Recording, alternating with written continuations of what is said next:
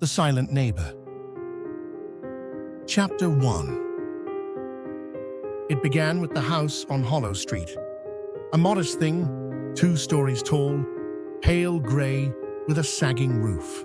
It had stood there for decades, untouched by the passage of time. No one ever saw its owner, yet the house was never in disrepair. The yard remained trim, the windows clean. At night, a single dim light burned behind the upstairs curtains. And then there was Mr. Alton, the new tenant of the house across the street.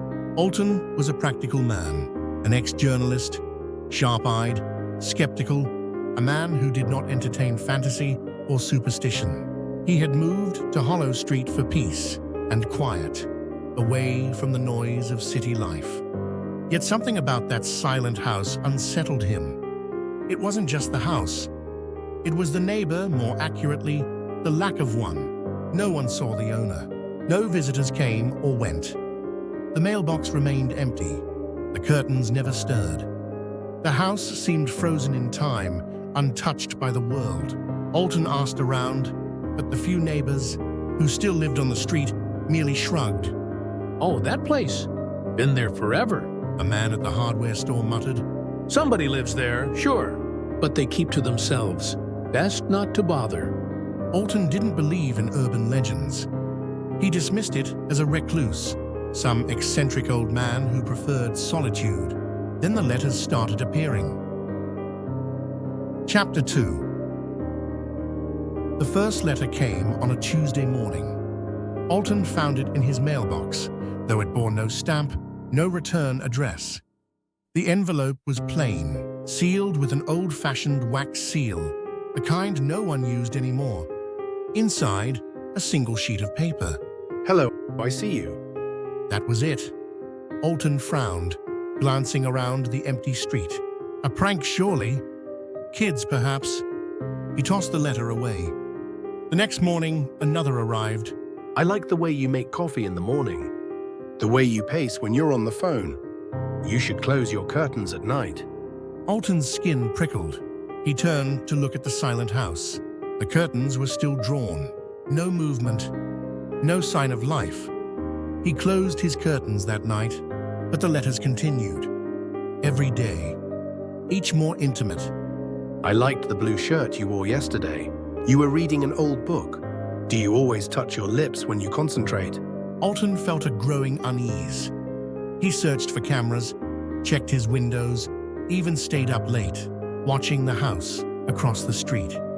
Nothing. Then, on the 7th day, a final letter arrived. "Come over. Now, I have something to show you." Chapter 3. Alton hesitated. He should ignore it, call the police or tell someone. But curiosity won. The house was unlocked. The air inside was cold. Not the normal chill of an unheated space, but something deeper, something that clung to the bones. The furniture was sparse. An old armchair, a wooden table. Dust lined the bookshelves, yet the house had no scent of age. No mold, no decay. Then he saw the staircase. The steps creaked beneath his weight as he ascended. A door waited at the top. It was slightly ajar. Beyond it, a bedroom. And someone sitting in a chair facing away from him.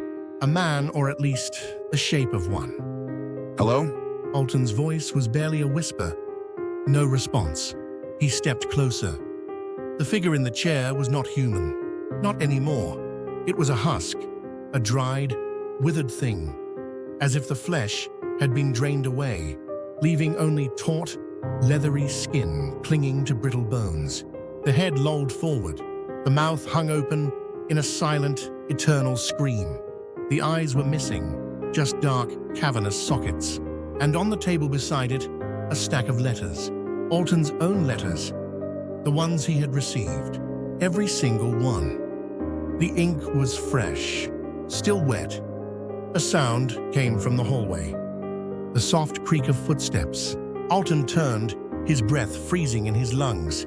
The door to the bedroom slowly swung shut. And from the darkness, a voice whispered, his own voice.